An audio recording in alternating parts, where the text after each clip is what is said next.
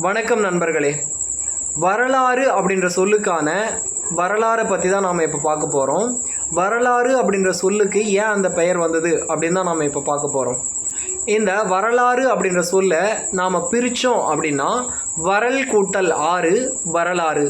வரல் அப்படின்னா வர்றது, ஆறு அப்படின்னா பாதை அப்படின்னு அர்த்தம், வழி அப்படின்னு அர்த்தம். ஆறுக்கு கூட ஏன் அந்த பெயர் வந்தது அப்படின்னா அந்த நீர் போன பாதை தான், வழி தான் ஆறு அப்படின்னு அர்த்தம். ஆறுன்னா அதுக்கு வழி அப்படின்ற அர்த்தம் தான் இருக்குது.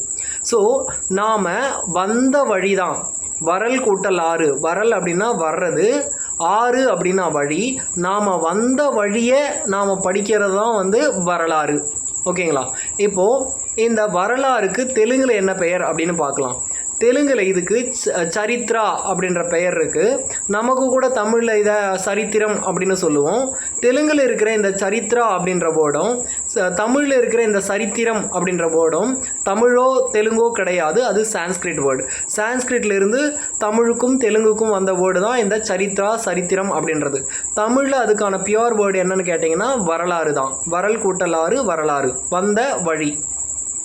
இப்போது இங்கிலீஷில் எடுத்துக்கிட்டோம் அப்படின்னா ஹிஸ்ட்ரி அப்படின்னு சொல்கிறோம்.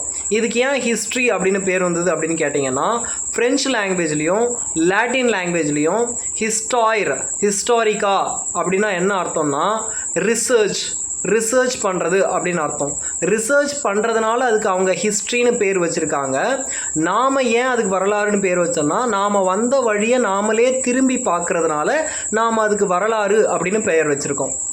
இந்த வீடியோ உங்களுக்கு பிடிச்சிருந்ததுன்னா மறக்காமல் என்னோடய சேனலுக்கு சப்ஸ்கிரைப் பண்ணுங்கள் ஃப்ரெண்ட்ஸ். தேங்க்யூ.